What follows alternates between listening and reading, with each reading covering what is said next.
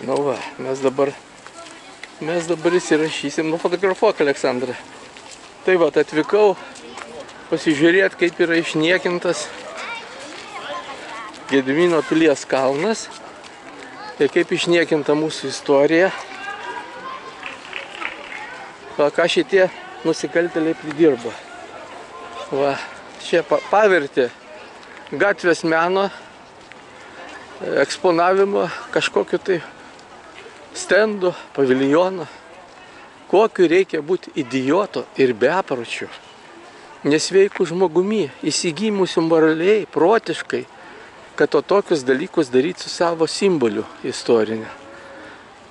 Netiek daug tų simbolių.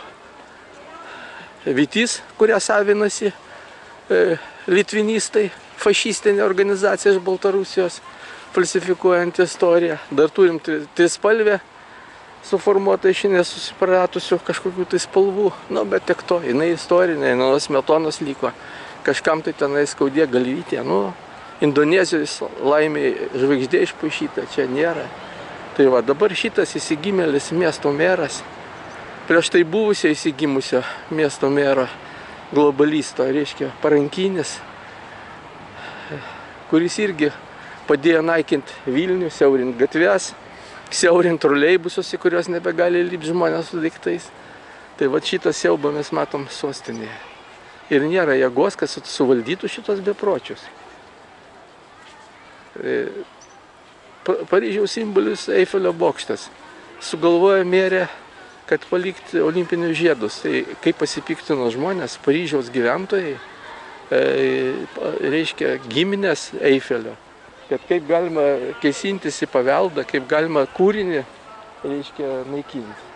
Tai o taip mes gyvenam tokio Lietuvoje. Tai yra kažkoks tai siaubas. Čia galėtų būti simbolis to, kas daroma iš Lietuvos. O, mūsų valstybė yra totaliai naikinama.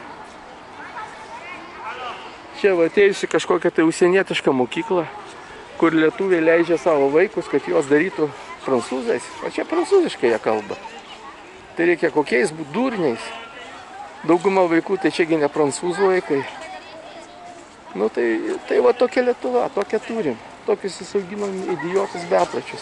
Žmonės dažnai kalba, kad didelė tragedija yra, kad Vilniaus merais tampa atvykę iš kitų miesto gyventojų, iš mažyčių miestelių, kurie nesupranta tos sostinės dvasios, reikšmės, neturi ryšio organinio su šito miesto. Toks buvo Šimašius, toks yra Benkunskas, visiškas kvailys, absoliutus. Aš stebiu jo darbus, tai yra baisu. Tai yra visiškai baisu, kas čia dirbama Vilniui.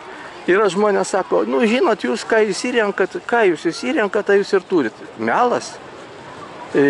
Visi gavę teisę gyventi Vilniuje, čia privažiavę žmonės, o jų 100 000, reiškia, gaunantis išmokas, pašalpas, jie irgi balsuoja. Aš pats buvau savivaldybėje per mero rinkimus ir ukrainietė atėjusi, tak za što мне голосовать, за что мне голосовать. Nu tai jie net nesupranta, kaip galima. Tai paskui, ne, jūs čia patys, nieko mes neišrinkom. O jūsgi žino, kur kompiuteriai. Kad į London Cityje tie kompiuteriai visi, kur kaip nori, taip išpaišo rinkimų rezultatus ir prezidento, ir Seimo, ir visko. Nu tai va, aš senas Vilnietis, nuo pat gimimo čia gyvenantis. Atsimenu šitą kalną gražų, apaugusi su medžiais ir matau šitą siaubą, tikrą siaubą. Tai yra, gali padaryti tik tai visiškas protinis degradantas, įsigimėlis ir idiotas. Kito žodžio nėra. Čia yra mano nuomonė, galit nesutyti, galit ne. Aš pasiruošęs, jeigu kam įdomu, ir visi šitos faktus žino, kad čia mūsų neadekvatus yra, neadekvati miesto valdžia absoliutiškai. Ką be paimsi jų padarytą darbą, tai yra nesusipratimas. Vileišio gatvė aš gyvenu, tos takus kaip jie tiesia, dabar griūna viskas, paplaunama, įdėtas kokios tai, reiškia, nutekėjimo vandens grotelės, žmonės miegoti negali. Nu, vienu žodžiu, šitie šiknarankė, atsiprašau išsireiškimą, ką tik įmasi, ką tik daro, viską jie sugadina. Skaudu, labai skaudu. Aš sakau, išgyvenęs Vilnių 70, greitai bus 3 metai ir šitą matydama siaubą. Ir tai, kad niekaip nereaguoja Seimas. Visi šiandien, nu kaip galima šitą leisti beprotybę. Čia yra absoliuti beprotybė. Savo simbolį išniekinti. Tai tiek, ačiū labai.